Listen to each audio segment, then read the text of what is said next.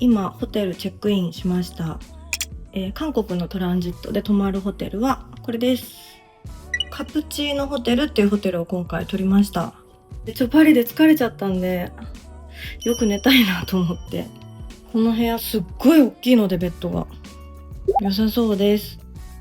で今もう読まなきゃいけない選書が溜まりまくってるので、ちょっとホテルでゆっくりというか仕事半分ですけどね読書楽しもうかなと思ってます。なので今日はホテルにこもって読書デーです。韓国といったら一旦まずオリーブヤングですね。時間解けちゃった。もう1時間ぐらいいたなということでオリーブヤングでお買い物してきました。本読めよって感じなんですけど韓国来るとね、やっぱコスメ買いたくなっちゃうんで、ちょっと行ってきました。何買ったかって、私全然コスメ詳しくないんですけど、人の意見をまず信用しようということで、トナーパッド、この保湿系のやつと、これはニキビの時にいいよって言われて買いました。シカがニキビに効くんだけど、その上のテカっていうらしいです。どうなんだろう。あとは歯磨き粉。私歯磨き粉海外の大好きで、日本よりなんか強い気がする。多分薬事法とかの関係かな、薬機法とかかな。あとはずっと買いたくてお目当てでした。これはダルバっていうブランドの下地かな。私ちょっとラベンダー系の下地ずっと日本でも好きで使ってて、 SPF50 のやつをこの夏欲しいなと思ってたんで見つけて嬉しかったです。なんでさ韓国ってさこう2つとかになってるんでしょうね。なんでなんだろうわかんないけど、お得パックになってて1個欲しかったんだけど、まあいいかということで2つで、最後がこれ、なんかすごいこれ売れてません？よく見るヘアトリートメントですこれもまた2つパックなんですよ。今回ホテルステイあと3泊かあるので、旅行先でのトリートメントとして使おうと思って買いましたっていう感じかな。入るのかトランクにっていうのもすごいちっちゃくて、今回問題はありつつも、はい、これがそうでね、コスメは本当に詳しくないので、人の YouTube とかインスタグラムとか見ておすすめのやつをポチポチチェックして買ってます。でもね、コスメの話はいいのよ、一旦それはもうプロに任せて、私も本当日々助かってますといういろんな人の発信で私は本屋さんだから本のおすすめはちゃんと頑張んなきゃいけないのよね。で私がこう助けられてるようにコスメ YouTuber さんたちに、私もみんなのために本たくさん読まなきゃと思ってバババババってこんな感じで読み終えてるのも読み終えてないのもあるんですけど、この 2,3 日でかなり買って読んでます。もう夏の選書5月なのにやらないとずーっといいの見つからなくて、ちょっとね頑張っております。それでは韓国で行きたいとこいっぱいあるし食べたいものいっぱいあるんですけど、ちょっと今回はねホテルステイを満喫しようと思って、この大きいベッドがあるんでね読書いっぱいしたいと思います。はい、もうすっかり夜だ。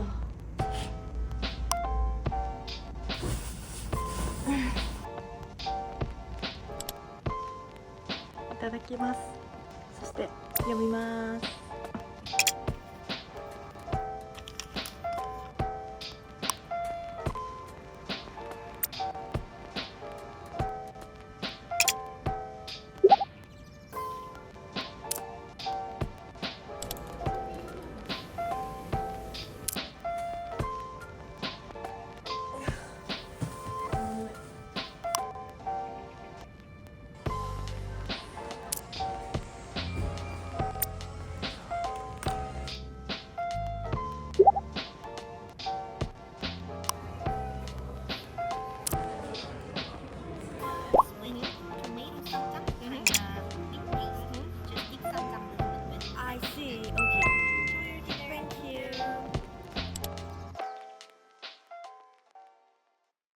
はい、ということで韓国トランジット電子書籍でたくさん読もうの巻終了しました。でパリでもいっぱい文庫本で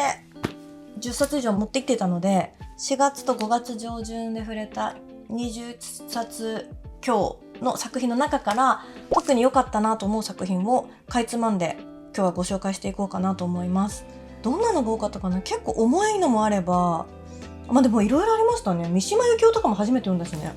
あとは刑事物も読んだり青春物も結構多かった気がする。っていう中で楽しい本と書店員なので楽しかった本だけ進めたいなと思うので、今から紹介する本は全部おすすめです。サクサクサクっとという紹介になるんですけど、ご紹介していきたいと思います。どっちからいこう。でも今完全にちょっと電子でダーッと読んだばっかりなんで、こっちのおすすめ本からいきたいなと思います。これにしようかな。はい、こちら酒井純子さんの生まれる言葉死ぬ言葉です。これは面白かったんです。どんぐらい面白かったかっていうと、私寝る直前に最後の本でこう手を伸ばしちゃって、エッセイなんで、軽く1章目だけ触ろうかなと思ったら面白くて、結局前半ほとんど読んじゃったっていう、それぐらい魅力的なというか、最初から吹き込まれていく作品でした。っていうのも、私多分日本語にすごい興味があって、生まれていく新しい流行語と、あとは亡くなっていくその死後になっていく言葉みたいなことずっと興味があったり、本を読む理由も新しい言葉や表現に出会って自分の感情を迎えに行くことが好きだったり、それを目標にやってたりするので、私にとってすごい合う作品だったんだろうなと思います。例えば第1章、一番最初のエッセイとかだと J の聖水っていうタイトルで、これ英語聖水にかけてるのかな。戦後日本をかっこよくしたのは J という言葉だみたいな話で、例えば J-WAVE とか J-POP、J リーグとか J がつくとたちまちこの日本というかっこ悪かったコンテンツがまたちょっとおしゃれに盛り上がってきた言葉であったっていう振り返りから入っていて、確かに今でいくともう J-POP とか当たり前に聞くけど、最初に J って言ったその言葉の生まれた雰囲気の裏には、そんな時代背景があったんだっていうことを読み進めながら、学びもありつつちょっとふむふむっていう感じで知っていきました。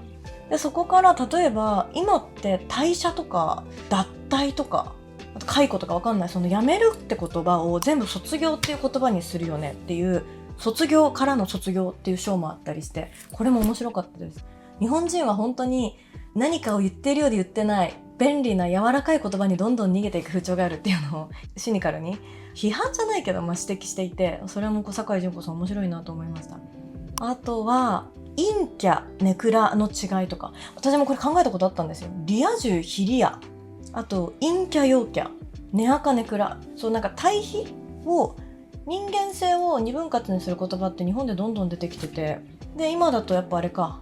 16の性格診断 INFP みたいなやつが出てきたりとか、みんなやっぱカテゴライズしていってどこにはまるかを見て人をこう分析するの好きなんだなっていう中で、陰キャとネクラは違うぞっていう話は大変面白かったです。本当私たちがよく使ってしまう便利な言葉についてあれこれ考えている、ちょっとお勉強チックな部分もあれば、でも楽しく読み進められるエッセイでもあり、日本語が好きな人はおすすめです。私すごいハマりました。はい。で次、もう最後までダーッと読んじゃったのがこちらです。堂場俊一さんの刑事の枷ですね。堂場俊一さんはもう本当に刑事小説って言ったらもうどこに行っても名前が一番最初に出てくるようなすごい有名な方で、彼の作品いつか読んでみたかったんですよね。って時にこれ去年発売されたのかな、文庫で。堂場さん20周年で書かれた本で、堂場さんご自身が SNS か何かで発信してるのを見て、今がタイミングかもと思って手に取りました。面白かった。でそうだ、私学生時代アルバイトしていた時に家飲みみたいなのがあったんですよ、そのバイトメンバーで。でそこの一人のお家に刑事小説の堂場さんだけがダーッと並んでて、俺刑事小説好きなんだよねって言ってたのをなんだかずっと覚えてたんですよね。でそんなに面白いのか刑事小説、そして堂場俊一とはっていうので、この彼の名前だけはすごい頭に残っていた中で今回手に取れたんで、私の10年前の自分との答え合わせみたいなことでも楽しかったです。しかもね、これはねちょっとライトに読める刑事物でした。っていうのも、主人公が神奈川県警の刑事課に配属されたばかりの新米刑事で、現場も初めてだし張り込み調査も初めてで、そんな新米ピカピカ刑事に一緒に気持ちを乗せて事件を追っていくので、ベテランの執念をかけた事件を捜査みたいなのも面白いですけど、ちょっと軽く読めるというか、お仕事バタバタ小説みたいな側面もありました。でこの主人公の刑事がめっちゃ先輩たちにランチ連れてってもらうんですよ。神奈川のランチスポット事情みたいな、これどれぐらい本当の話を舞台にするかわからないんですけど、刑事の方もランチ楽しみにして働いてたり、お食事の描写結構ちゃんと出てきたり、そこでなんか重要な話とかしたりするので、重くなりすぎないというか、ご飯の描写がちょこちょこ入ってきて外食に出かける感じも、刑事という普段馴染みのないお仕事にちょっと親近感を持てるお話でした。殺人事件現場に一番最初に乗り込んじゃって、その新米刑事が、であとはよろしくお願いしますって交番の警官に言われるんだけど、自分は何をしていいかわからないみたいなのとかは、笑っちゃいけないんですけど、結構追う事件はシビアなので、堂場俊一とかっていうと、私的には結構すごい重厚なものが来ると思っていたので、いい意味で裏切られたというか、割とライトなタッチで楽しめる刑事小説として一気読みでした。神奈川県に住んでる人とかすごい面白いと思う。はい。そして今回読んだ本で最も重くて未だにずっしりきている本がこちら、早見一馬さんの8月の母です。これはもうね、重すぎたけど面白すぎたです。ざっくり言うと、シングルマザーのお家に地元の非行少年少女たちがのたまり場と化したそのお家で殺人事件が起きてしまうっていう話なんですけど、私これもね、友達との時間を削ってというか、友達が喋ってるのにごめんちょっと本読みたいって言って本読むっていう、かなり自己中プレイをしながらでも読みたくなっちゃった本なので、今ちょっと社会派だったり重めの長編小説、ずっしりくる読後感を求める方はぜひおすすめです。そんな思いのいったので、ちょっと楽しかった本いきます。次これ、泉豊さんの猫枕です。これ良かった。私時代小説苦手なんですけど、これすごい良かったです。これはお兄ちゃんがお医者さんになって妹の不眠症をちょっと解決して、で、じゃあ2人で眠りの診療所やろうよって言って開く江戸の話です。時代小説苦手なんですけど、スマホとか現代人の悩みとかがなかったとしても、やっぱ寝れないってあるんだよね。もうずっと昔から悩むことだよねっていう安心感と、一緒に改善できていくその喜び。あとね、これ連続短編なんですけど、一章一章にコラムが挟まってて、本当に江戸時代の人はこんなに寝ていたとかっていう話が入ってくるのも心強くてですね、この長年不眠気味の、不眠もう6年ぐらいやってんのか、7年ぐらい不眠なのかな、私にもすっごい響きました。眠れない人、これ超おすすめです。いつも私眠れない人にはキッチン常夜灯を選書でもよくお店で出すし、動画でもたびたび勧めるんですけど、ちょっと久しぶりに出会っちゃった感です。猫枕おすすめ。猫ってほんとよく小説出てきますよね。でもこれあんまりね、猫好きじゃなくても大丈夫。では続いて、これもよかった。はい、斜線堂ゆきさん、愛じゃないならこれは何。これは今恋愛小説とか短編でちょっとライトなものを読みたいなって方におすすめです。ただ短編小説って難しいなって最近思うのが、1章目超好きでも2章目が微妙で、3章目また好きで、4章目なんとなく違って読み止めちゃう。だけど実は5章目が一番自分に刺さる話だったりとかっていうのが想像ができないっていう中で、やっぱり1章目大事なんですよね。1章目でその物語の雰囲気つかむから。この愛じゃないならこれは何の1章目、ミニカーだって一生をしてろ。これはめっちゃ良かったです。これは地下アイドルとファンの話なんですよね。で、普通はファンが地下アイドルに対して思いを馳せる片思いの恋なんですけど、そのアイドル側から見たファンの話になっていて、その辺のちょっと禁断の関係に行くのか行かないのかっていうシーソーゲームがとても楽しく読み進めました。推し活とかしてる人絶対いいと思う。で、これ多分行き場のない片思いばっかり集めてると思うんですよ。だから私これ3章目まで読んだんですけど、全部読み終わった後に、これ愛じゃないならなんだって言ってる自分に気づく。だから愛じゃないならこれは何なんだっていうね。ちょっと君はポラリス、三浦紫音さんのとかにもトーン近いかもしれない。叶わない片思いについて描いている作品。恋愛小説とか好きな方、短編で読みたいわって方は、これね、第1章、ほんとミニカーだって一生をしてろだけでもいいです。おすすめします。あと今読んでて面白いのが、途中までしか読んでないんですけど、これ読んでます今。矢月俊作さんのモグラ。これも刑事小説もので何が面白いんだろうって思ってる中で、ネットの評判がめっちゃ良かったんで、モグラ読み始めたら面白いです。ちょっと時代背景が古いんですよ。多分90年代とか2000年代の東京渋谷の話かな。麻薬の密売の話なんですけど、そこの時代感を気にしなかったら面白いけど、ちょっとなんか生々しい性描写とかもあったりして、私はこのハードボイルドな男っぽい世界観、小説として割り切って読むの好きですが、人は分かれるかも好き嫌い。でも警察小説とかそのハードボイルド系好きな方、新宿ザメに近いかもね。モグラ読んでみてください。はい。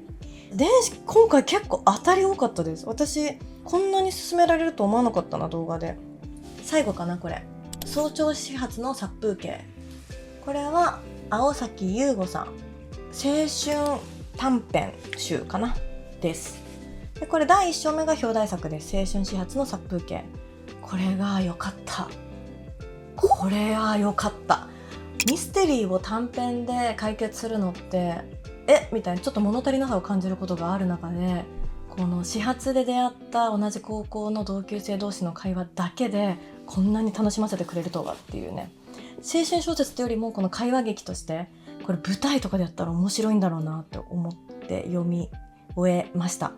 でこの先もこうメロンソーダファクトリーとかね、夢の国には観覧車がないとか、会話劇、その青春とは息苦しい密室だっていうのがテーマらしくて、そこの高校生たちの密室の中で起こる会話のやり取りの噛み合わなさから見えてくるちょっとした事件を解決していく、重いものも軽いものもあるんですけど、そんな話が続いていきます。どんな人におすすめだろう。ショートとか好きな人はもうオチ超綺麗なんで読んでほしいと思います。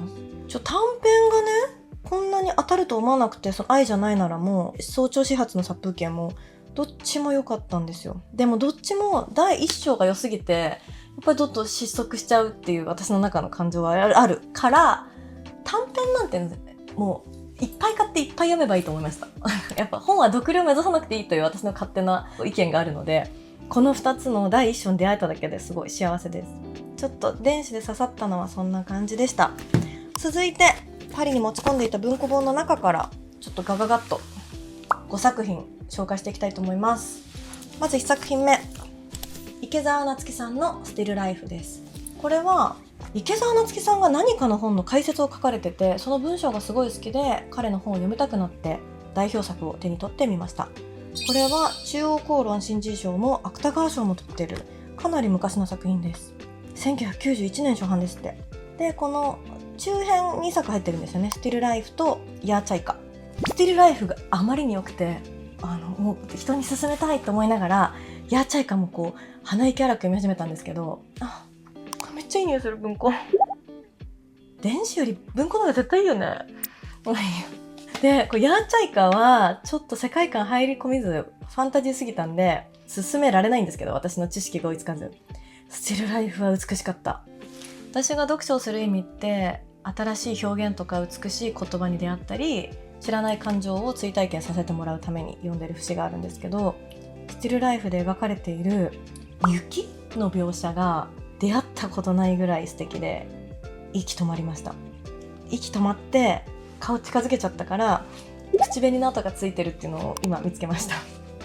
でこれは紹介すると簡単だけど本で読んでほしいからちょっと言わないでおきます。スティルライフ全部でね89ページ、本当に短い読みやすい作品です。美しい言葉を追いかけたい人はぜひ触れてほしいなと思うし、登場人物は男の子2人で、その掛け合いというかで2人でちょっと危ないことに手を染めていくっていう話なんですけど、そんなことより雪をどう描くかっていうこの池澤さんの美しさにもうそれに尽きるので、これは冬とか読んだらいいのかな。雪をどう描いたか気になる人は読んでみてください。続いてこれ良かった、三島由紀夫肉体の学校。私恥ずかしながら三島由紀夫さん初めて読んだんですよ。っていうのもやっぱりなんかもう有名すぎるぐらいの有名人だし、思想がすごい強い方っていうのだけはもちろん前情報であったのでハマれないかなと思っていた。私はこうフィクションが好きだから。そしたらこんなに面白いのかってぐらい面白くて読ませるゴシップ小説でした。これゴシップガールでありセックス&ザ・シティでした。もう60年代の六本木でやってるの。もう本当にかっこよくて、この60年代もう金も美貌も全て手に入れた女3人が主人公で暇つぶしに遊ぶ恋愛の模様をちょっと面白おかしく描いていくみたいな。恋愛小説そんなに得意じゃないのに私こんなにハマってしまったのは帯にもあるけど恋愛上級者のバイブルすぎて、恋愛っていうかなんか全然違う学問、違うジャンルに感じてしまうほどでした。会話のね駆け引きも本当におしゃれで、女性が例えば A という、男性が B という、で次女性のこの応対、ここの C がね想像がつかないぐらいおしゃれなこと言ったりするんですよ。でそれに負けじと男の方もすごい恋愛偏差値高いのでかなり仕掛けてくる。でそれが時代小説的な難しさがあるのかなと思ったら、一切これも令和の六本木だと言われてもおかしくないぐらいのスタイリッシュなトーンで描かれているので好きです。ファッションとかカルチャーとか好きな人もいいかも。とにかくおしゃれだ。三島由紀夫ってこんな人なんだと思って。三島由紀夫さんもいろいろあるんですって。エンタメ小説じゃない小説ももちろんあるみたいなんですけど、私は三島さんのエンタメ小説をこれから結構触れていこうかなと思いました。こんな女になりたいけど無理だろうって思うぐらい圧倒されます。いいやつか悪いやつかっていうことじゃなくて、こんなに楽しそうに女をやりきる女、気持ちいいなっていう感じです。はい。そしてあと3冊急がなきゃ。続いて辻村美月さんの太陽の座る場所です。これはパリで読みました。同窓会の話ですね。ここの同級生の中に一人超有名になった女優の女性がいて、でその子が同窓会に来てくれない、みんなであの手この手で呼ぼうよっていういろんなクラスメートの視点から描いていくっていう長編なんだけど、一個一個こう区切りのいい話になってます。辻村さん私大好きだし、皆さんも辻村美月と聞くだけで面白いなっていうのが分かる方っていうね作家さんなので、ぜひ手に取ってほしいと思うんですけど、私本当にミステリー偏差値が低いのでオチがよく分からなかった。これも白状します。オチがね分かったの。でも全部は分かってない多分ので、私再読しなきゃいけないし、オチ全部分かってないのに進められないから、みんな助けてって感じです。これ分かりましたか、読んだ人。あとは森本さんってこういうの分かんないんだっていうレベルをねちょっと知ってもらうって意味でも読んでほしいなと思います。ただ同窓会に行ってちょっとザラッとした思いのある人とか、学生時代の友達が全然疎遠になっちゃってる人とかは割と共感する部分あるかもしれない。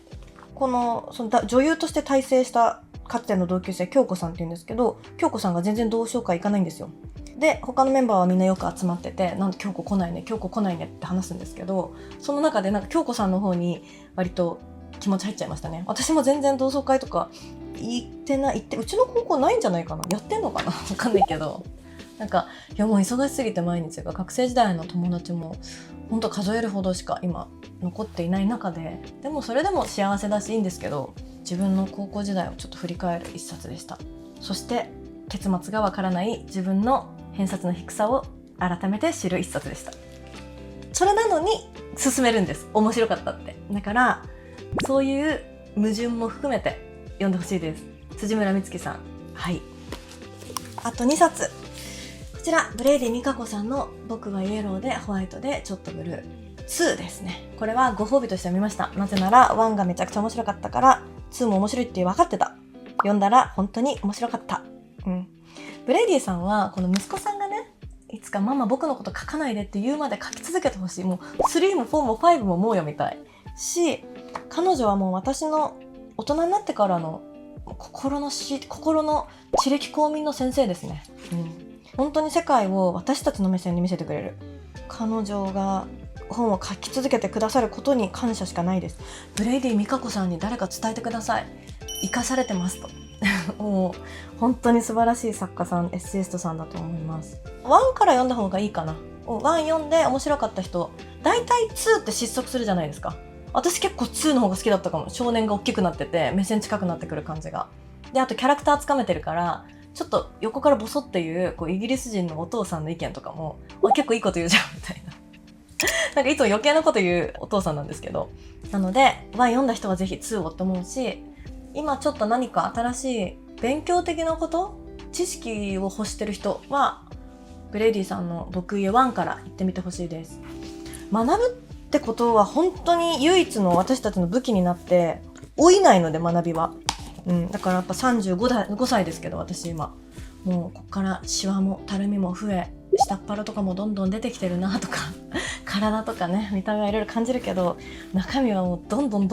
アップデートして知識を携えて、それが知性とか品性になっていくセクシーな女に知性はセクシーですからね、なりたいなと思います。ブレイディさんみたいに年取りたい。いくつだろう、65年か。だから今60歳か。今私もブレイディ・ミカコさんみたいに年を取って60歳になった時に2、30代、10代、いろんな世代に知性こそが品性であり色気だよってことを教えられる大人になりたいと思います。ブレイディ・ミカコさん、ありがとうございます見ててほしい。はい、では最後、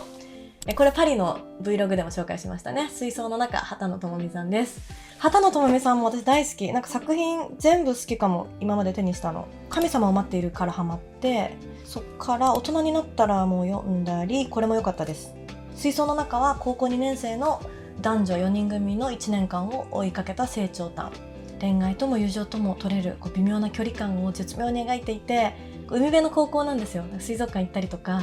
海の風景が出てきたり、花火大会が出てきたり、海辺の高校生いいなって思いました。スラムダンクとかもですけど、本当海辺の高校生って物語になりますよね。あとは体育祭、文化祭、球技大会、そういったものの中で距離を縮めていくこの4人の姿がとても愛おしいし、青春小説って眩しすぎて直視できないよみたいな感情によくなる中で、これは私の思い出にしていいですかって感じになるし、それと同時に中高生のお父さんお母さんぜひ読んでキュンキュンうるうるもだえて自分の子に渡してあげてほしいし、これを見てる10代の方がいたらぜひ読んでほしいなと思った。眩しすぎなかった。みんながそれぞれ悩んでるからかもしれない。あとね、高校の話とかになると絶対いじめとかスクールカーストとか出てくるけど、これほんと出てこない柔らかい物語で連なっていくのも終始優しくて安心して読み進められる読書でした。はい、ということでざーっと話そうと思ったら30分以上話しちゃったそうですよね。だって今10冊ぐらい言ったんだもんね。そうだよね。じゃあこんな感じで、私の4月5月の読書、おすすめ読書レビューでした。駆け足でしたが、はい、もうねちょっと長らく海外からワーケーションさせていただいたので、日本に帰ってまた一生懸命お仕事していい本たくさん読んで、おすすめしていきたいと思います。ではまた次の動画で会いましょう。失礼します。